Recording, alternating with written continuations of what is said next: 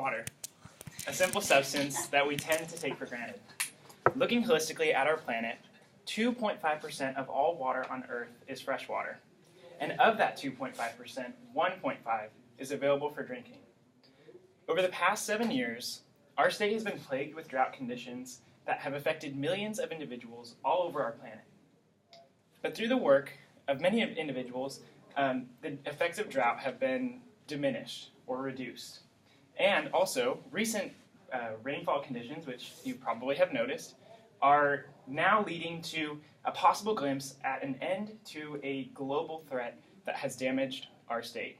Let's take a look at some of the happenings that have gone on with the California drought. Decreased amounts of rainfall really began to notice in 2010 when precipitation began to decrease. This created conditions where trees began to die all over the state. In fact, the USDA estimates that over 100 million trees dried up since 2010, creating the perfect conditions for some of California's worst forest fires. This, in addition with outcries from the farming community, led to legislative action. This occurred in 2014 when Governor Brown issued a state of emergency calling California officially in a drought.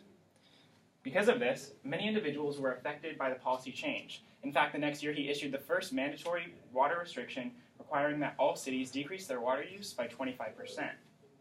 Many individuals felt this pressure, including people like my grandparents who live in Santa Barbara, and were seeing increased water rates to points where they had to decrease the use of water on their lawn and take extremely quick showers.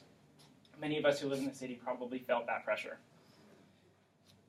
Drought conditions have affected all walks of life as well, especially people in the farming community. However, with the current rain conditions that we've been seeing, a lot of Northern California has been pulled out of drought conditions. However, we are by no means in the clear.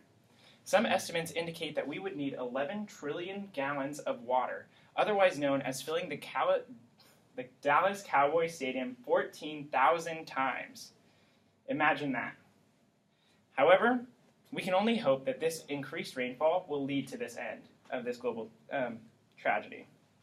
Snowmelt is one of our biggest issues, considering we rely on the melting snow from the Sierra Nevadas for water during the summer.